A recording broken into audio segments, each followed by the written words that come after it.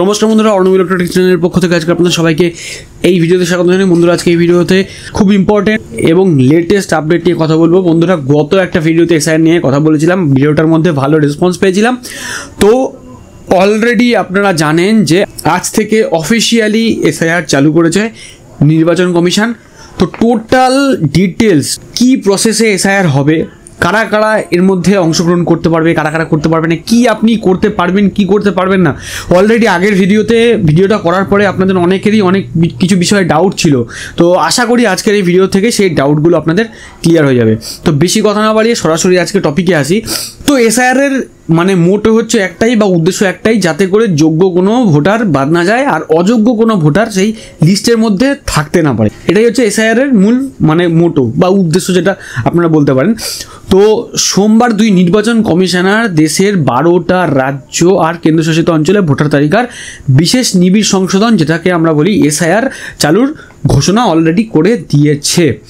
তো সিইসি জানিয়েছেন যে সিইসি মানে চিফ ইলেকশন কমিশনার, ঠিক আছে। দ্বিতীয় পর্বের এসআইআর প্রথম পর্বের এসআইআর কোথায় হয়েছিল? প্রথম পর্বের এসআইআর হয়েছিল বিহারে। দ্বিতীয় পর্বের এসআইআর হবে কোথায়?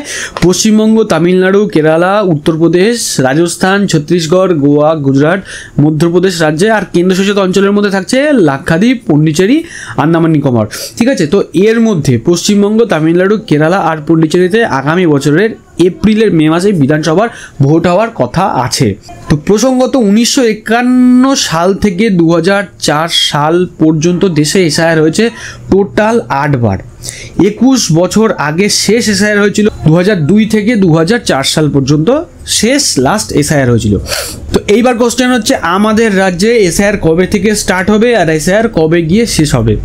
তো সিইসি জানিয়েছেন যে সোমবার রাত 12টাতেই সংশ্লিষ্ট 12টা রাজ্য আর কেন্দ্রশাসিত অঞ্চলের ভোটার তালিকা ফ্রিজ করে দেওয়া হবে। অর্থাৎ রাত 12টা থেকে ভোটার তালিকা সংক্রান্ত সমস্ত কাজ বন্ধ থাকবে। নতুন নাম তোলা, সংশোধন বা পরিবর্তন কোনো কিছু করা যাবে না।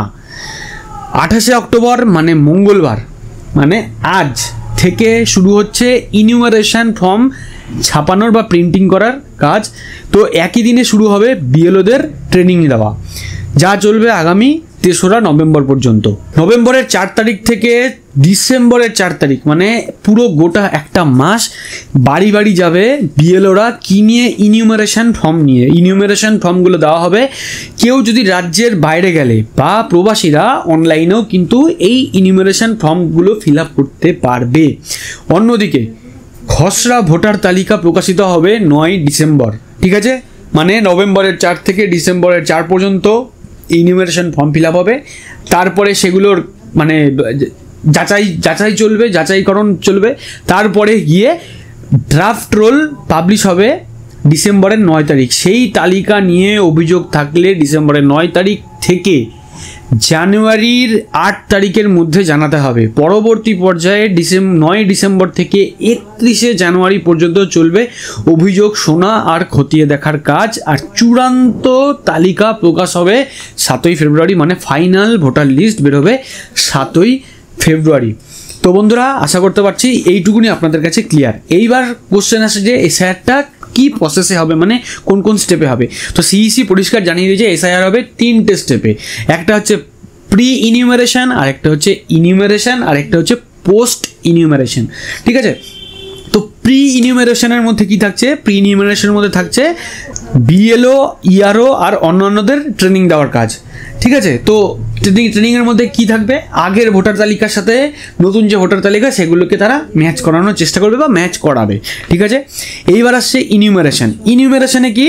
প্রত্যেকটা বাড়ি বাড়ি যাবে বিএলওরা, গিয়ে কি করবে? ইনিউমারেশন ফর্মগুলোকে তারা সেখানে ডিস্ট্রিবিউট করবে, ঠিক আছে।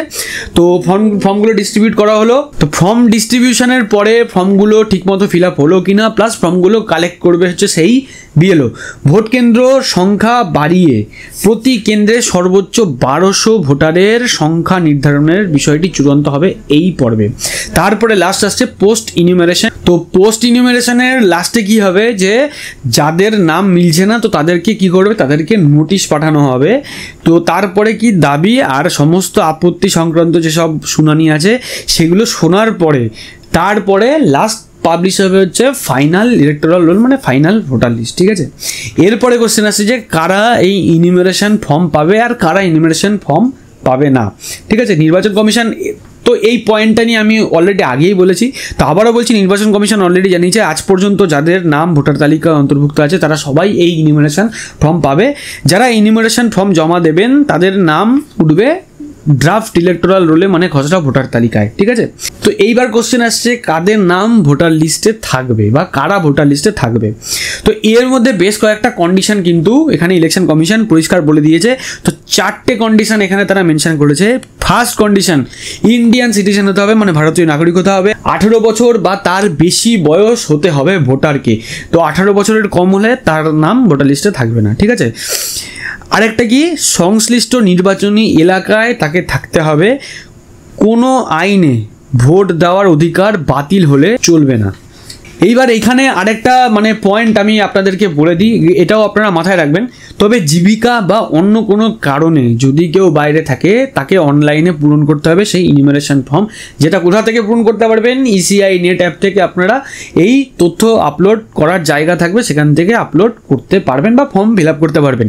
এইবার এখানে কোশ্চেন হচ্ছে, যদি কোনো জায়গাতে কোনো পার্টিকুলার কোনো একটা ব্যক্তি 2 জায়গাতে নাম থাকে তাহলে যে কোনো এক জায়গা থেকে তার নাম কিন্তু অটোমেটিক্যালি বাদ হয়ে যাবে। ঠিক আছে, তবে খসড়া ভোটার তালিকায় নাম উঠলেও যাদের নাম ম্যাপিংয়ে নেই তারা সকলে চূড়ান্ত তালিকায় মানে ফাইনাল ভোটার লিস্টে তাদের নাম নাও থাকতে পারে। ঠিক আছে, তো যাদের নাম ম্যাপিংয়ে নেই কিন্তু 12টি নথি মানে কি, ইনক্লুডিং আধার কার্ড, কোনো একটি বা একাধিক জায়গায় নাম আছে বা তাদের প্রুফ আছে, ঠিক আছে, তাদের প্রত্যেকের ক্ষেত্রে কিন্তু শুনানি হবে। তারপর ডিসাইড করা হবে যে ফাইনালি তাদেরকে কি করা হবে বা তাদের নাম রাখা হবে কি না। এইবার কোশ্চেন হচ্ছে যে ভোটার তালিকায় ভোটার লিস্টে ম্যাপিংয়ের মানেটা কি, কি ম্যাপিং কি জিনিস। তো এবছর প্রকাশিত সর্বশেষ ভোটার তালিকার সঙ্গে, মানে সর্বশেষ ভোটার তালিকা হচ্ছে 2025-এর সর্বশেষ ভোটার তালিকা, তার সঙ্গে 2002 সালের শেষ এসআইআরের তালিকা দুটো পাশাপাশি মিলিয়ে দেখা হবে। 2 তালিকায় কতজনের নাম অভিন্ন তাও দেখা হবে। সঙ্গে এটাও দেখা হবে যে এখনকার ভোটার তালিকায় থাকা কোনো ভোটারের বাবা বা মার নাম গত এসআইআরের তালিকায় আছে কি না। এই মিল পাওয়া গেলে সংশ্লিষ্টরা চিহ্নিত হয়ে যাবেন এমনিতেই। নির্বাচন কমিশন সূত্রে এটাও বলা হচ্ছে তাদের আলাদা করে কোনো রকম নথিপত্র বা প্রমাণ দাখিল করতে হবে না আসন্ন এসআইআরের সময়। ঠিক আছে, শুধুমাত্র কমিশনের দেওয়া আবেদনপত্র মানে হচ্ছে ইনিউমারেশন ফর্ম, যেটা ফিল আপ করলেই তাদের কাজ হয়ে যাবে। যাদের নামের মিল বা সূত্র পাওয়া যাবে না তাদের ক্ষেত্রে নথিপত্র যাচাইকরণের প্রয়োজন হবে। তো এখানে কি বলছে, এখানে বলছে যে প্রথম ম্যাপিং কিভাবে হবে, আমি একদম শর্টে বলে দিচ্ছি আর খুব ইজিলি বলেছি। ম্যাপিং হবে হচ্ছে লাস্ট যে ভোটার লিস্ট পাবলিশ হয়েছে সেটা হচ্ছে 2025 সালে, তো 2025 সালের সাথে 2002 সালের ম্যাচিং করানো হবে। তো যাদের অলরেডি অনেকটা এজ যারা, তো যাদের 2002 সালের নাম ছিল তাদের 2025-এও যদি বেঁচে থেকে থাকে তাহলে 2025-এও নাম আছে, তো তাদেরটা ইজিলি জিনিসটা ম্যাপিং হয়ে গেল। 2002 সালেও ভোটার লিস্ট হয়েছে, 2025-এও ভোটার লিস্টে আছে, ইজিলি ম্যাপিং হয়ে গেল। এইবার যাদের এজ কম, জাস্ট ভোটার তালিকায় নাম উঠেছে বা ভোটার তালিকায় নাম উঠেছে 8-10 বছর হয়েছে বা 7-8 বছর হয়েছে, তো তাদের ক্ষেত্রে কি হবে, তাদের তো 2002 সালের ভোটার লিস্টের নাম থাকবে না। তো তাদের ক্ষেত্রে কি হবে, তাদের বাবা মাকে খোঁজা হবে যে 2002 সালে তাদের ভোটার লিস্টের নাম ছিল কি না। আবার বাবা মার সাথে সেই পার্টিকুলার ভোটারের লিঙ্ক খোঁজা হবে যে তাদের মধ্যে লিঙ্ক আদৌ আছে কিনা, সেই আমার বাবা মা বা সেই ভোটারের বাবা মা কিনা। যদি লিঙ্ক পাওয়া যায় তাহলে আলাদা করে কোনো রকম কোনো নথি দেখাতে হবে না, শুধুমাত্র ইনিউমারেশন ফর্ম ফিল আপ করলেই হয়ে যাবে। এইবার যদি কোনোভাবে সেই ব্যক্তির কোনো লিঙ্ক খুঁজে না পাওয়া যায় বা সেই ম্যাপিংয়ের মধ্যে যাদের নাম মিলবে না তাদের ক্ষেত্রে হবে নথিপত্র যাচাইকরণের কাজ। তারা তখন কি হবে, ডকুমেন্ট ধরে ধরে ভেরিফিকেশন করবে যে এই লোকটা আদতেও ইন্ডিয়ান সিটিজেন কিনা বা এই লোকটা জেনুইন কিনা। ঠিক আছে, তো এসআইআর এর প্রক্রিয়ার কার কি দায়িত্ব থাকবে, তো এখানে এসআইআর এর কাজে বিভিন্ন আধিকারিক যুক্ত থাকবে। তো কোন কোন কাজে কারা কারা থাকবে সেটাও জানিয়ে দিয়েছে। তো ফার্স্ট বিএলওরা তো থাকছেই, বাড়ি বাড়ি গিয়ে ফর্ম দেবেন, প্লাস ফর্মগুলো কালেক্ট করবে। ইয়ারও কি করবে, ইয়ারও হচ্ছে ভোটার লিস্ট তৈরি করবে, দাবি আপত্তি এগুলো শুনানির মধ্যে ইয়ারও থাকবে, চূড়ান্ত মানে একদম ফাইনাল ভোটার লিস্ট তারা পাবলিশ করবে। এরপরে ইআরওর পরে আসছে ইআরও কি করবে, সে হচ্ছে ইআরওকে হেল্প করবে, ঠিক আছে। এরপরে আসছে বিডিও বা এসডিও, তো সে কি করবে, ইআরওর সিদ্ধান্তের বিরুদ্ধে প্রথম আপিল বা আবেদন তিনি শুনবেন। তারপরে আসছে হচ্ছে সিইসি, চিফ ইলেকশন কমিশনার, ঠিক আছে, জেলা নির্বাচনী আধিকারিকের সিদ্ধান্তের বিরুদ্ধে দ্বিতীয় আপিল শুনবেন হচ্ছে সিইসি। তো টোটাল যে এসআইআর যে পুরো এন্টায়ার যে প্রসেসটা চলবে, এর মধ্যে কিন্তু বিএলওর রোল খুব ইম্পর্টেন্ট। কেন, তারা প্রত্যেক ভোটারের হাতে ইনিউমারেশন ফর্ম তুলে দেবে, ভোটারকে ফর্ম পূরণে সাহায্য করবে, ফর্ম সংগ্রহ করে ইআরও বা ইআরওর কাছে পর্যন্ত তারা পৌঁছে দেবে। কমপক্ষে, অনেকের ডাউট ছিল, ভালো করে শুনবেন, কমপক্ষে 3 বার প্রতিটি ভোটারের বাড়িতে যাবে বিএলওরা।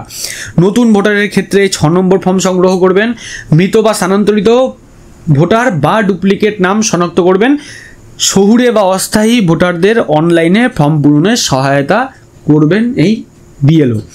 এইবার হচ্ছে মেন পয়েন্ট, যেটা হচ্ছে যে এই এসআইআরে একদম ফাইনালি তারা ক্লিয়ার করে বলে দিয়েছে কোন কোন ডকুমেন্টগুলো এসআইআরের মধ্যে লাগবে।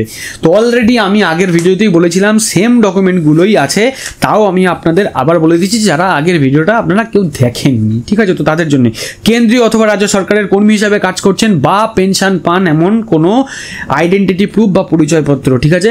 1987 সালের 1 জুলাইয়ের আগে ব্যাংক, পোস্ট অফিস, এলআইসি, স্থানীয় প্রশাসনের দেওয়া কোনো নথি, কোনো ডকুমেন্ট, ঠিক আছে। এটা তো গেল 2 নম্বর। 3 নম্বরে হচ্ছে বার্থ সার্টিফিকেট, 4 নম্বরে পাসপোর্ট, 5 নম্বরে হচ্ছে মাধ্যমিক আর তার অধিক কোনো শিক্ষাগত কোনো শংসাপত্র মানে সার্টিফিকেট, ঠিক আছে। অনেকে ভাবছেন যে মাধ্যমিক বা সেম বা তার হায়ারের কোনো অ্যাডমিট, তো এখানে কিন্তু অ্যাডমিটের কথা বলছে না, এখানে বলছে শংসাপত্র মানে সার্টিফিকেট।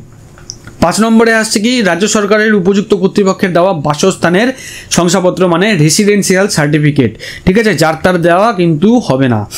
ফরেস্ট রাইট সার্টিফিকেট, এটা হচ্ছে 7 নম্বর। 8 নম্বর আসছে হচ্ছে কাস্ট সার্টিফিকেট, 9 নম্বর আসছে হচ্ছে জাতীয় নাগরিক রেজিস্টার, ঠিক আছে। 10 নম্বরে হচ্ছে কি স্থানীয় প্রশাসনের দেওয়া পারিবারিক রেজিস্টার, আর 11 নম্বরে দেওয়া হচ্ছে জমি বা বাড়ির দলিল।